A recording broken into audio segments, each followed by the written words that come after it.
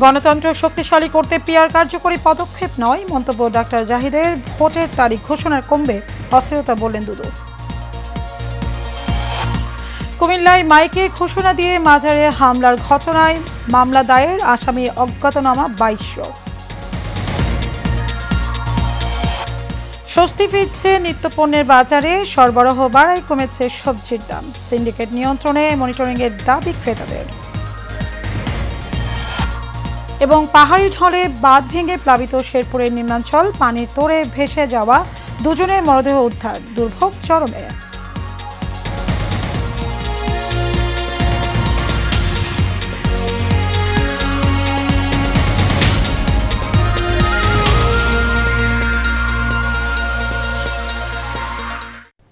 স্বাগত এশিয়ান নিউজে, আপনাদের সাথে আছে আমি মারিয়া মিকো। এতক্ষণ শুনছিলেন বিআরবি কেবল ইন্ডাস্ট্রিজ লিমিটেড সংবাদ শিরোনাম।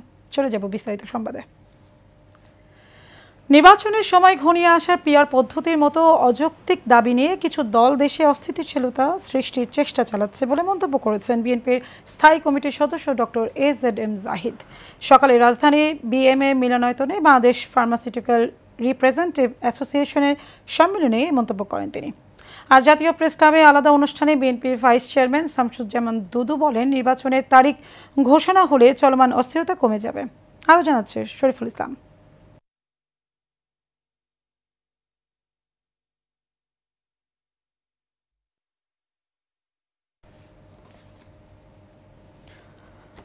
দর্শক, রিপোর্টের জন্য আমরা অপেক্ষা করছি।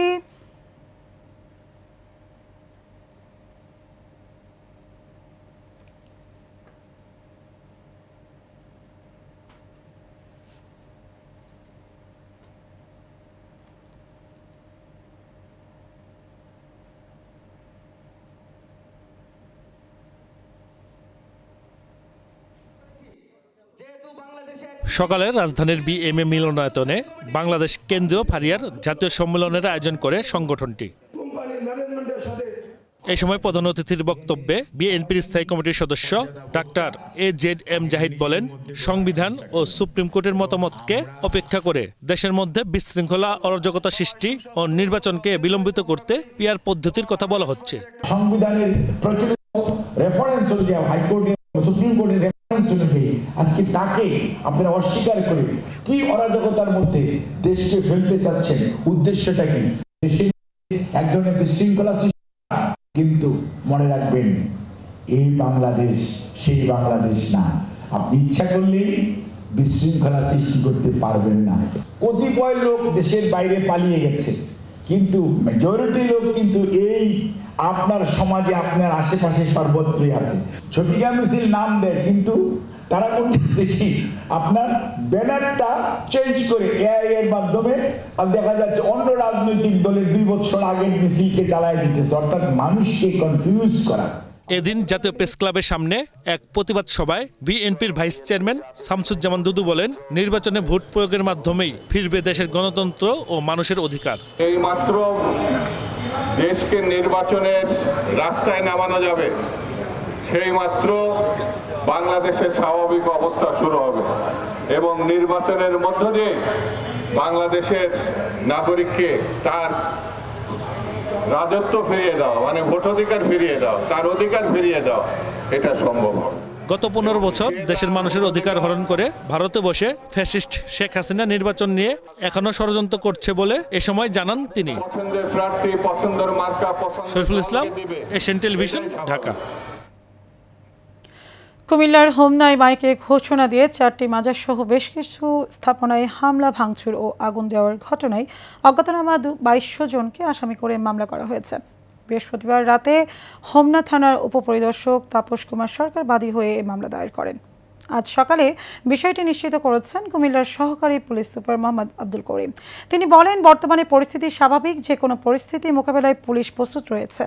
পুলিশ ও স্থানীয় সূত্রে জানা গেছে, একটি ফেসবুক আইডি থেকে বুধবার মহানবী হজরত মোহাম্মদ সাল্লাল্লাহু আলাইহি সাল্লামকে নিয়ে আপত্তিকর পোস্ট দেওয়া হয়। এই ঘটনায় স্থানীয় ক্ষুব্ধ জনতা থানার সামনে জড়ো হয়ে পোস্টকারীর দৃষ্টান্তমূলক শাস্তির দাবিতে বিক্ষোভ করেন।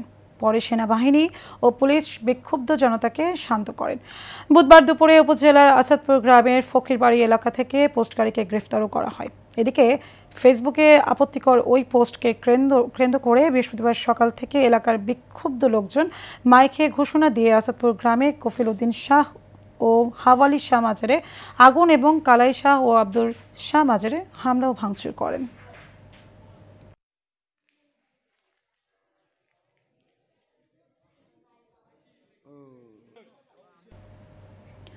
সপ্তাহের ব্যবধানে রাজধানীর বিভিন্ন বাজারে সবজির দামে কিছুটা স্বস্তি ফিরতে শুরু করেছে। গড়ে প্রতি কেজিতে 20 থেকে 30 টাকা পর্যন্ত কমেছে বেশিরভাগ সবজির দাম, তবে কিছুটা দাম বেড়েছে কাঁচামরিচের। এদিকে মুদিসহ অন্যান্য পণ্যের দামে খুব একটা তারতম্য না থাকলেও কিছুটা বেড়েছে ব্রয়লার মুরগির দাম। চালের আমদানিতে কমতে শুরু করেছে চালের দাম। কাউসার আমাদের রিপোর্টে বিস্তারিত। দেশের নিত্যপণ্যের বাজার নিয়ে ভোক্তাদের ক্ষোভ নিত্য নিয়মিত ব্যাপার। বিভিন্ন সময়ে বিক্রেতারা নানা অজুহাতে দাম বাড়ায় আর এর মাসুল গুনতে হয় ক্রেতাদের, কিন্তু বাজার নিয়ন্ত্রণে আসে না। দাম বৃদ্ধি এবং বাজারের অস্থিরতা কেন কমানো যায় না, এটি নিয়ে নানান জনের নানান বক্তব্য থাকলেও সিন্ডিকেট এবং মানসিকতার পরিবর্তন প্রয়োজন বলে জানান ক্রেতারা। ডিমান্ড আছে, সাপ্লাইয়ের দাম বাড়া দিচ্ছে, কিচ্ছু করার নেই। আর যদি আমরা না খাইতাম তাহলে হয়তো কমে যেত, বাট আমরা তো না খেয়েও থাকতে পারবো না। সো চাপালে যদি সরকার কন্ট্রোল করতে পারতো তাহলে একটা জিনিস হতো, কন্ট্রোল করতে না পারলে তো আপনাকে কিনতে হবে, অপশন নেই। এটা আসলে একজনকে দায়ী করে লাভ হবে না। সরকার যেভাবে দায়ী, আমরা মানুষ নৈতিকতাভাবে আমরাও দায়ী। আমাদের নৈতিকতা নেই, আমরা চাই একদিনে মনে করেন যে 20 টাকা ইনকাম করে ফেলবো একবারে, 1 টাকার জায়গায় 20 টাকা। এই জায়গায় আমাদেরও স্বাভাবিক হতে হবে এবং হলো আমাদের যে নীতি নির্ধারক আছে তাদেরকেও একটা পর্যায়ে আসতে হবে। বাড়তি থাকা দামে কিছুটা লাগাম পড়েছে প্রায় সব ধরনের সবজিতে। কমেছে পেঁয়াজ, আদা এবং রসুনের দাম, তবে বেড়েছে কাঁচামরিচ এবং শসার দাম। থেকে একটু নিয়ন্ত্রণে আসছে সবজির বাজারটা। মানে আস্তে আস্তে শীত পড়লে আস্তে আস্তে সবজির উৎপাদন হবে, দামও আস্তে আস্তে কমে যাবে, এটাই আমাদের মনে হয় আর কি। গত সপ্তাহে চাইতে আদা রসুনের দামটা কমছে। গত সপ্তাহে আদা ছিল 180 টাকা, এই সপ্তাহে 160 টাকা। রসুন 180 ছিল, এটাও 150-60। তারপরে পেঁয়াজ 80 টাকা ছিল, এখন 75 টাকা বিক্রি করে 5 টাকা কমছে। আলু 25 টাকা ছিল, 25 টাকায় আছে। অন্য মুসুর ডাল 160 টাকা দেশিটা, ইন্ডিয়ানটা 100 টাকা, সব কিছু আগের দামই আছে। আমদানির প্রভাবে কিছুটা কমেছে চালের দাম। স্বাভাবিক দামে বিক্রি হচ্ছে ডিম, তবে কিছুটা বেড়েছে ব্রয়লার মুরগির দাম। এখন ব্রয়লার 185-90 টাকা করে বেচতেছে, 85-90 এরকম মিলে। সবাই তো আর একদম দেয় না, 10 টাকা কমই দেয়। সপ্তাহের হিসাব নয়, আজকে একদম থাকে, কালকে আর একদম থাকে। মাল মনে করেন কমে বাড়ে এরকমই থাকে। কাউসার আহমেদ, এশিয়ান টেলিভিশন, ঢাকা। টানা বৃষ্টি আর উজান থেকে নেমে আসা পাহাড়ি ঢলে শেরপুরের ঝিনাইগাতি উপজেলার মহারাশি নদীর বাঁধ ভেঙে নিম্নাঞ্চল প্লাবিত হয়েছে। এ সময় পানির তোড়ে ভেসে যায় 2 জন। পরে তাদের মরদেহ উদ্ধার করে ফায়ার সার্ভিস ও স্থানীয়রা জানায়, শেরপুরের নালিতাবাড়ি উপজেলার বরুঙ্গা ব্রিজ এলাকায় ভেসে আসা লাকড়ি ধরতে গিয়ে চেল্লাখালী নদীতে ডুবে যায় হুমায়ুন নামে এক কিশোর। পরে ডুবুরি দল গত রাত 8টার দিকে ডুবে যাওয়া স্থানের প্রায় 500 মিটার দূরে তার মরদেহ উদ্ধার করে। এদিকে পানিতে ভেসে আসা গাছ তুলতে গিয়ে নিখোঁজ ডাকাবর এলাকার যুবক ইসমাইলের মরদেহ সকালে উদ্ধার করেছে স্থানীয়রা। পানি উন্নয়ন বোর্ড জানায়, চেল্লাখালী নদীর পানি কিছুটা কমতে শুরু করেছে। বৃষ্টি না হওয়া এখন পর্যন্ত অন্যান্য নদ নদীর পানি নামতে শুরু করেছে। এদিকে তলিয়ে যাওয়া বেশ কিছু এলাকা পানিবন্দী রয়েছে। সমস্বরী এবং মহারশী নদী ভেঙে এই যে প্লাবিত অঞ্চলগুলা, বাড়িঘর, মৎস্য আবাদি জমি, মৎস্য চাষ, এগুলা সব ভেঙে চুরে নিয়ে যায়। এই নেওয়ার কারণে এই অঞ্চলের মানুষ একটা বিপদ থেকে উঠতে আরেকটা বিপদে সে হাজির হয়। নদীর বাঁধ ভেঙে জায়গা, নদীর বাঁধ ভেঙে আমাদের বাজার তলায় জায়গা, বাজারের রাস্তাঘাট, বাজার তলায় বাজারের দোকানদারের অনেক ক্ষতি হয়ে যায় আমাদের। এখন বন্যা পরিস্থিতিতে যে ফসলি জমির ক্ষতি হচ্ছে, সেগুলো ক্ষতিপূরণের জন্য বিশেষ প্রণোদনার ব্যবস্থা রয়েছে। কক্সবাজারের চকরিয়ায় মালুমঘাট ঢালা এলাকায় ডাকাতের হামলায় মাহমুদুল হক নামে এক যুবক নিহত হয়েছেন। এ সময় আরও 4 জন গুরুতর আহত হন। গেল রাত 12:30টার দিকে এই ঘটনা ঘটে। স্থানীয়রা জানায়, গভীর রাতে মহাসড়কের মালুমঘাট ঢালাই ডাকাত দল রশি টেনে মোটরসাইকেল থামিয়ে আরোহীদের ওপর হামলা চালায়। এ সময় ডাকাতদের হাতে গুরুতর আহত হন উখিয়ার বালুখালী এলাকার বাসিন্দা মাহমুদুল হক। স্থানীয়রা দ্রুত তাকে উদ্ধার করে চকরিয়া উপজেলার সরকারি হাসপাতালে নিলে কর্তব্যরত চিকিৎসক মৃত ঘোষণা করেন। এছাড়া আহত 4 জনকে স্থানীয় লোকজনের সহায়তায় হাসপাতালে ভর্তি করা হয়েছে। তাদের মধ্যে 2 জনের অবস্থা আশঙ্কাজনক বলে চিকিৎসকরা জানিয়েছেন। নরসিংদীর রায়পুরার স্বামী মোহাম্মদ মানিক মিয়ার ছুরিকাঘাতে শিউলি আক্তার নামে এক গৃহবধূ নিহত হয়েছেন। এ ঘটনায় ঘাতক স্বামী মানিক মিয়াকে আটক করেছে পুলিশ। উপজেলার শ্রীনগর ইউনিয়নে পলাশতলী গ্রামে গেল রাতে 10টায় এই ঘটনা ঘটে। বাঁশগাড়ি পুলিশ ফাঁড়ি ইনচার্জ মোহাম্মদ মাসুদুর রহমান জানান, তুচ্ছ ঘটনায় স্বামী ও স্ত্রীর মধ্যে কথা কাটাকাটি হয়। এক পর্যায়ে স্ত্রীকে ছুরিকাঘাত করে মানিক। এতে ঘটনাস্থলেই মারা যান শিউলি। পরে খবর পেয়ে লাশ উদ্ধার করে ময়নাতদন্তের জন্য জেলা সদর হাসপাতালে পাঠায় পুলিশ।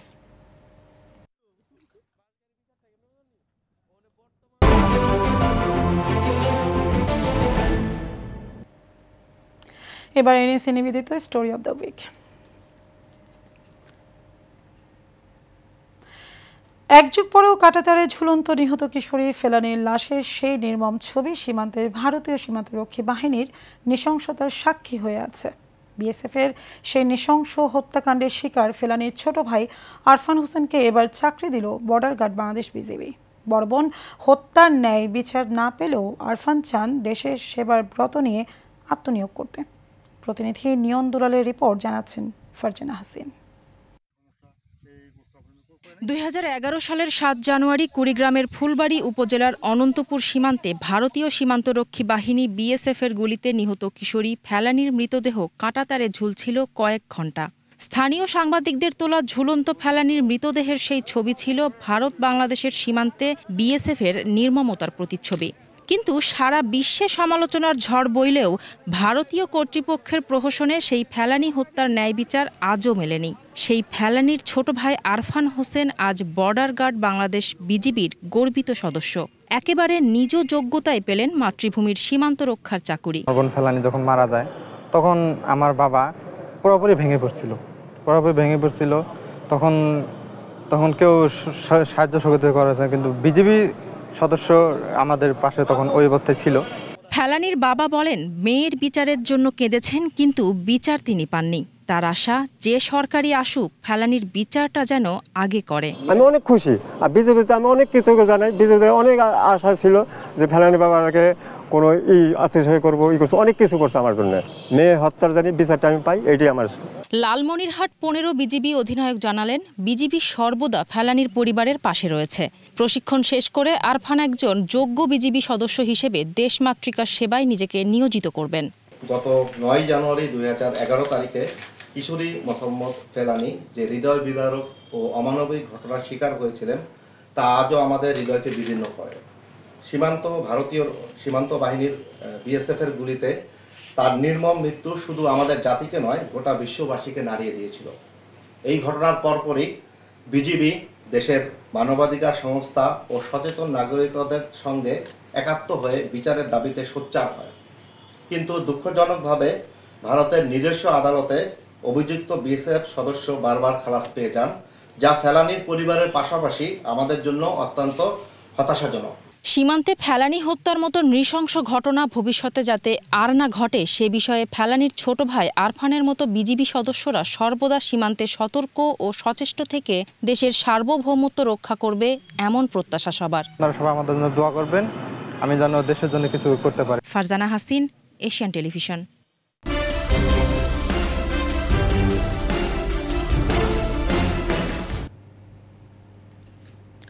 কক্সবাজারের টেকনাফে গহীন পাহাড়ের আস্তানায় বন্দী রাখা নারী ও শিশু সহ 66 জনকে উদ্ধার করেছে যৌথ বাহিনী। টেকনাফের বাহারছড়া কচ্ছপিয়া এলাকা থেকে অভিযান চালিয়ে তাদের উদ্ধার করা হয়। উদ্ধার হওয়াদের মধ্যে পুরুষ 22 জন, নারী 23 জন ও শিশু 21 জন। তাদের মধ্যে অনেকেই রোহিঙ্গা ও বাংলাদেশি নাগরিক। কোস্টগার্ড সূত্রে জানা যায়, টেকনাফের বাহারছড়ার কচ্ছপিয়া গহীন পাহাড়ে বাংলাদেশ নৌবাহিনী ও কোস্টগার্ডের যৌথ অভিযানে নারী ও শিশু সহ 66 জনকে উদ্ধার করা হয়েছে। পাচারের উদ্দেশ্যে তাদের বন্দী রাখা হয়েছিল।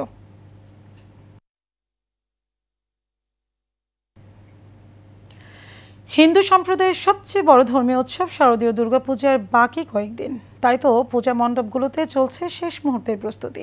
যদিও প্রতিমা তৈরির উপকরণের দাম বৃদ্ধি ও পারিশ্রমিক কম হওয়ায় হতাশ কারিগররা। এরপর নির্বিঘ্নে পূজা উদযাপনের প্রত্যাশা সবার। প্রতিনিধিদের পাঠানো তথ্যছবিতে আরও জানাচ্ছেন সৈয়দ সাত্তার লিজন। আনন্দময়ীর আগমনী বার্তায় মুখরিত চারদিক, চলছে ক্ষণগণনা। প্রতিমা কারিগররা প্রতিমাতে দিচ্ছেন তুলির আঁচড়। দুর্গা দেবীকে বরণে চারদিকে এখন সাজ রব। বছর ঘুরে দেবী হিমালয়ের কৈলাস থেকে আসছেন মর্তে। নারায়ণগঞ্জে এবছর 222টি মণ্ডপে দুর্গাপূজা হবে, তাই চলছে সাজসজ্জা আর দেবী বরণের প্রস্তুতি। সনাতন ধর্মের মধ্যে বড় উৎসব হইল দুর্গাপূজা। এই পূজার মধ্যে সবাই উল্লাস আনন্দ থাকবে। সামনে পূজা, মা আসতেছে, অনেক ভালো লাগতেছে। পুজোর দিন সকালবেলা ঘুম থেকে উঠে স্নান টান করে ডিরেক্ট মন্দিরে চলে আসি, তারপর অঞ্জলি দেওয়ার পর এই তো সবাই মহালয়ার মধ্যে মাকে আগমন জানানো হয় যে মা আপনি আসেন স্বর্গ থেকে মর্তে আসেন। ষষ্ঠী থেকে পুজো শুরু হয়, দেন অষ্টমী নবমী আমরা অঞ্জলি দিই, দেন দশমীর দিন হচ্ছে মার যাওয়ার সময়, বিদায়ের সময়। এদিকে নির্বিঘ্নে পূজা উদযাপনে জেলা জুড়ে নেওয়া হয়েছে নানান পদক্ষেপ। জনগণ যদি আমাদের সাথে সম্পৃক্ত থাকে তাইলে আমরা সবচেয়ে বেশি নিরাপদ। সরকারিভাবে পূজা উদযাপনের জন্য প্রতিটি মণ্ডপ ভিত্তিক কমিটি আছে, সেই কমিটিকে আমরা আমাদের সর্বোচ্চ সহায়তা আমরা করব। আমরা ইতোমধ্যে কয়েক স্তরে নিরাপত্তা ব্যবস্থা আমরা গ্রহণ করেছি। এই সব জায়গায় আমাদের পোশাকি পুলিশের সাথে সাথে আমাদের সাদা পোশাকে আমাদের পুলিশ মোতায়েন থাকবে। ময়মনসিংহেও জমে উঠেছে পূজার প্রস্তুতি। 21শে সেপ্টেম্বর মহালয়ার মধ্যে দিয়ে শুরু হবে হিন্দু ধর্মের সবচেয়ে বড় এই ধর্মীয় উৎসব। এখন দিনে রাত্রে মিলিয়ে খুব দ্রুত আমরা কাজ করে যাচ্ছি, যেহেতু সময় কাছে গেছে। মূর্তি ডেলিভারি দিতে হবে প্রতি মণ্ডপে। আমরা এবছর টোটাল 17টা প্রতিমা তৈরি করতেছি। মাটির কাজ মোটামুটি অর্ধেকের কাছাকাছি চলে আসছে। আমরা ওই তুলনায় বেতনও পাই না, মালপত্র সব কিছু দাম বাড়তি, তাই আমাদের পোষায় না। এবার মাটির দাম, খেরের দাম, বাঁশের দাম, স্টাফের বেতন, ওই হিসাবে মূর্তির দাম বাড়ছে না। ময়মনসিংহে 781টি পূজা মণ্ডপে নির্বিঘ্নে পূজা উদযাপনে কঠোর নিরাপত্তা নিশ্চিতের প্রতিশ্রুতি প্রশাসনের। আমাদের জেলা পুলিশের পক্ষ থেকে একটা কেন্দ্রীয় একটা নির্দেশনা দেওয়া হয়েছে যে প্রত্যেকটা পূজা মণ্ডপে সিসি ক্যামেরাটা বাধ্যতামূলক করা হয়েছে, তারা যেন সিসি ক্যামেরাটা লাগায়। সেই হিসাবে আমরা ওইভাবে প্ল্যান করে টহল এবং আমরা বিভিন্ন মণ্ডপে ডিউটি হিসাবে 1000-এরও বেশি আমরা পুলিশ সদস্য রাখার চিন্তা ভাবনা করছি। শারদীয় দুর্গোৎসবকে ঘিরে ব্যস্ত সময় কাটাচ্ছে সাতক্ষীরার প্রতিমা শিল্পীরা। প্রতিদিন সকাল থেকে গভীর রাত পর্যন্ত চলছে কাজ। পূজার মোটামুটি সুষ্ঠুভাবে সম্পন্ন করার জন্য আইন শৃঙ্খলা বাহিনীর কাছে অনুরোধ করা হচ্ছে, তারা যেন সুষ্ঠুভাবে আমাদের দিকে লক্ষ্য রাখেন। যেহেতু রঙের কাজে ব্যস্ত আছি, আমরা ব্যস্ততার ভিতর দিয়ে সময় কাটাচ্ছি। আমরা চাই সবার কাছে যে আমরা এই পুজোটা যেন সুস্থ সুন্দরভাবে আমরা উপভোগ করতে পারি। পূজা আমাদের আনন্দ সকলের, এই আনন্দে আমরা আনন্দিত হই। আর আমাদের সবাই এখানে সাহায্য সহযোগিতা করে। হ্যাঁ, সব পুলিশ প্রশাসক যত কিছু আছে, ডিসিএসপি যা আছে, সকলে আমাদের পক্ষে সমর্থন করে। এবারে সাতক্ষীরা জেলায় ব্যাপক উদ্দীপনার সাথে, আনন্দের সাথে আমাদের হিন্দু ধর্মের সবচেয়ে বড় উৎসব শারদীয় দুর্গা উৎসব উদযাপিত হচ্ছে। এবছর সাতক্ষীরায় 588টি মন্দিরে দুর্গাপূজা হবে। যে কোনো অপ্রীতিকর ঘটনা এড়াতে কয়েক স্তরে নিরাপত্তা ব্যবস্থা নিয়েছে পুলিশ। এলইডি লাইট অর্থাৎ তাৎক্ষণিক বিদ্যুৎ চলে গেলে যেন একবারে অন্ধকার না হয়ে যায়, এটা যেন সর্বোচ্চ নিরাপত্তা যেন থাকে, সেইগুলোর কথা বলেছি ভলান্টিয়ারদের কথা। শান্তির বার্তা নিয়ে দেবী আসবেন ভক্তদের মাঝে, সেই প্রত্যাশা হিন্দু সম্প্রদায়ের। Shoaib Sattar Lijon, Asian television.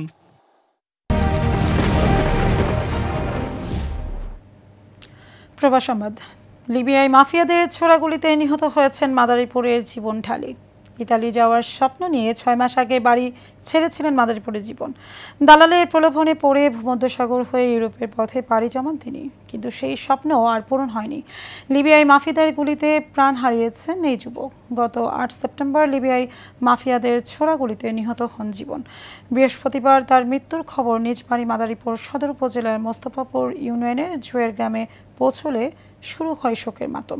এ বিষয়ে মাদারীপুর সদর মডেল থানার ভারপ্রাপ্ত কর্মকর্তা মোহাম্মদ আদিল হোসেন বলেন, এই ঘটনায় অভিযুক্ত দালালের বিরুদ্ধে লিখিত অভিযোগ দিলে আইনগত ব্যবস্থা নেওয়া হবে। আন্তর্জাতিক হাউসকিপিং সপ্তাহ 2025 উৎসব মুখর পরিবেশে উদযাপন করেছে বাংলাদেশ হাউসকিপার্স অ্যাসোসিয়েশন BHA। অনুষ্ঠানটি হয়েছে ঢাকার লেকশোর হাইটসে।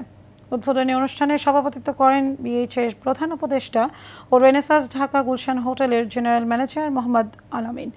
অতিথি হিসেবে উপস্থিত ছিলেন হোটেল এলিট প্যালেসের general manager Khurshed Alam, lieutenant colonel অবসরপ্রাপ্ত মোহাম্মদ বদরুল আলম BH-এর উপদেষ্টা এবং সাবলাইম ফ্যাসিলিটিস ম্যানেজমেন্ট লিমিটেডের CEO খায়রুল বাশার সাদি সহ আরও অনেকে।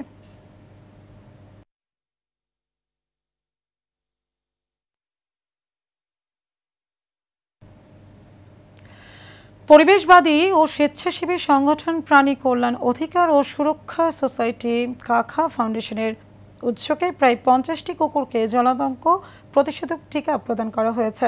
রাজধানীর মোহাম্মদপুর তাজমহল রোড থেকে শুরু করে বিভিন্ন স্থানে গিয়ে কুকুরদের টিকা প্রদান ও জনসচেতনতা বাড়াতে লিফলেট বিতরণ করা হয়।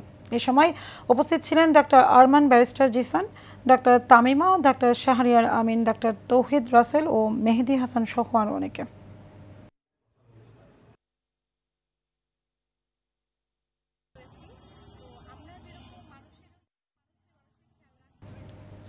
শেষ করবো এশিয়া নিউজ, তার আগে BRB কেবল ইন্ডাস্ট্রিজ লিমিটেড সংবাদ শিরোনাম জানাবো আরেকবার।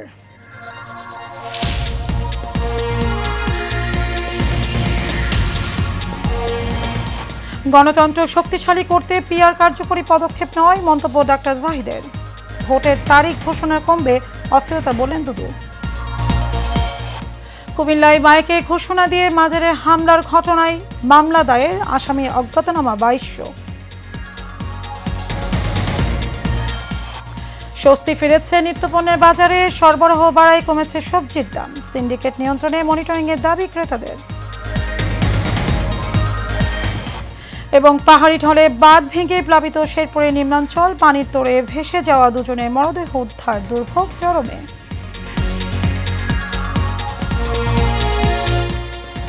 দর্শক, এই ছিল আমাদের এতক্ষণকার আয়োজন। আমাদের পরবর্তী সংবাদ দেখার আমন্ত্রণ রইল। ধন্যবাদ।